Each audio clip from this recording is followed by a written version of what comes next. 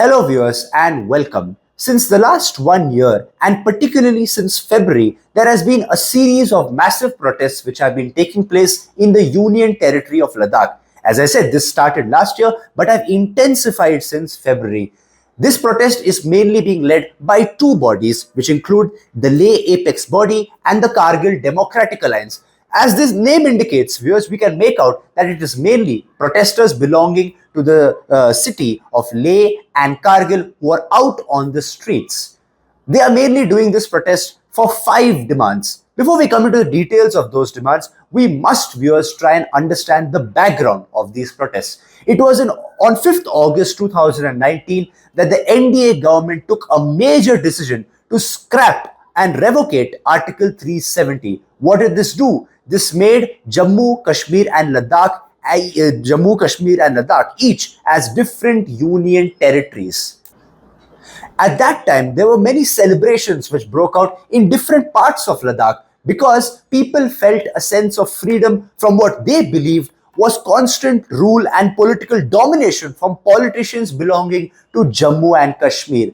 But unfortunately, all that excitement and happiness turned into anger as they realized that due to Article 370 being gone, they would not have a legislative assembly, their own legislative assembly anymore, and therefore they feared a loss of negotiating power with the center. The first major demand of the protesters is full statehood for Ladakh.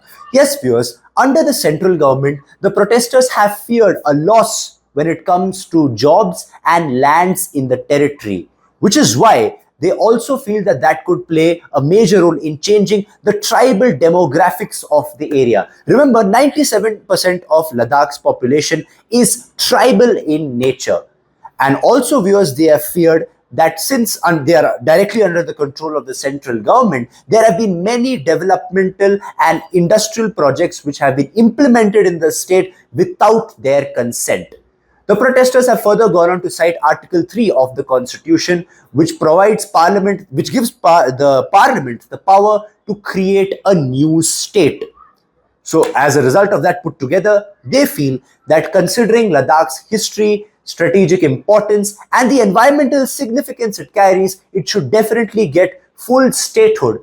It should legally get full statehood under the respective provisions of the Constitution. Now, the second demand is tribal status under the 6th schedule of the Constitution. Yes, viewers, what does the 6th schedule of the Constitution say? It provides provisions for safeguarding the interests as well as matters pertaining to the administration of tribal areas in the states of Assam, Meghalaya, Tripura and Mizoram. If Ladakh was to be added to the list, it would have the power to have local elected bodies. This includes the autonomous district councils and the autonomous regional councils. As I said, viewers, these are basically local elected bodies which have the power to take decisions when it comes to the administration of the area. Also, they would also have power when it comes to handling certain key critical issues which Ladakh is known for, such as forest management and agriculture. The forest management, remember, includes the very fragile Himalayan region as well. Now, coming to the third big demand and cause for this protest, it is got to do with the BJP's 2019 election promise of empowering the local bodies in the state. The local bodies here include local hill councils. Specifically, you have to give a name, viewers. It includes the Autonomous Hill Developmental Councils of Leh and Ladakh. This was a key 2019 election promise of the BJP, but it has remained unfulfilled, and that is what the protesters are angry about.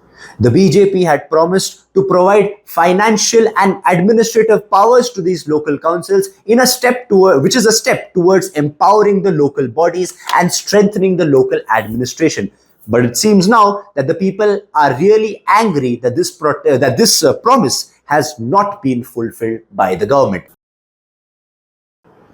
Moving on now to the fourth demand. The fourth demand is reservations for locals when it comes to jobs. Yes, viewers, the protesters have felt that in the last 5 years, due to the abrogation of Article 370, people from outside have come and have tried to compete with the locals when it comes to getting jobs, especially in key areas like government services.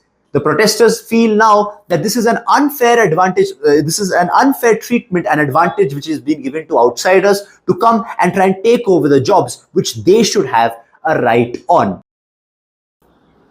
Coming now to the fifth and final demand, viewers, it is one parliament seat each for the Buddhist majority Leh and the Muslim majority Kargil. Remember, viewers, if you look at the history, Ladakh used to earlier send 4 MLAs to the erstwhile Jammu and Kashmir Legislative Assembly. This I'm talking about before abrogation of Article 370, and it also used to send 2 members to the state's Legislative Council. But all of that went away since the abrogation of Article 370, and the protesters have now feared that they are losing political representation, and as a result, negotiation power with the government at the center. So these are the 5 reasons, viewers, which have led to massive protests in the region. One big highlight I would like to point out is the fact that members from both, as I said, the Muslim majority of Kargil and the Buddhist majority of Leh have come together in solidarity to protest for these 5 demands. In a few moments from now, I will want to look at who are the big faces who have emerged during this protest and what has been the central government's response to this so far. Thank you. Welcome back, viewers. Now, one of the key faces of this protest has been renowned Ladakh activist Sonam Wangchuk. He is also, remember, a Magsaysay Award winner, and it was his personality which inspired Bollywood superstar Amir Khan's character of Phungsuk Wangdu in the 2009 super hit film 3 Idiots. Just recently, in the last month, he had held a 21-day hunger strike to try and support the cause of the protesters on the streets of Ladakh. This happened in bitter cold conditions, but he stayed put for 21 days as part of this entire protest to make the government hear his demands. After that, he had also planned to march to the India-China border to try and continue his protest. But recently, according to news, we just came to know that he has called off that entire march because he did not want the locals who were protesting there to try and have any kind of backlash and any kind of conflict to be there with the authorities. But the truth, viewers, is that this decision was taken after Section 144 of the Criminal Procedure Code was imposed in Leh. What does that say? Section 144 says that it restricts any processions, rallies, or marches. This was imposed just ahead of his march to the border. Now, what has been the government's response to this entire saga? So far, since the protest started, there have been 9 rounds of talks which have taken place between government officials and the protesters, but all of them have resulted in a deadlock with no clear idea as to how to go ahead to solve the problem. Also, viewers, at just the beginning of March, the civil society leaders who were part of the protests in Ladakh met Union Home Minister Amit Shah in Delhi to discuss the entire matter. The meeting, of course, did not lead to any breakthrough either. The Home Minister, Mr. Shah at that time, did speak about the High Power Committee which was in place. This High Power Committee, viewers, was created last year, it's in the year 2023, to try and provide certain mechanisms when it comes to safeguarding certain key interests of Ladakh. And he felt the engagement process between the civil society leaders and the committee should continue. Apart from that, also, viewers, there have been 3 meetings which have taken place so far between civil society leaders and officials belonging to the Ministry of Home Affairs. But none of that has yielded any kind of positive outcome yet. All we can say, viewers, remember, is that this is happening just at the time of the 2024 Lok Sabha elections. Could this protest not being solved and no solution to this entire conflict existing cost the BJP a key Lok Sabha seat in the constituency of Ladakh?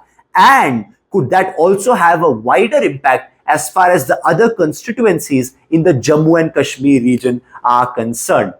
That's all for now, viewers. Thank you.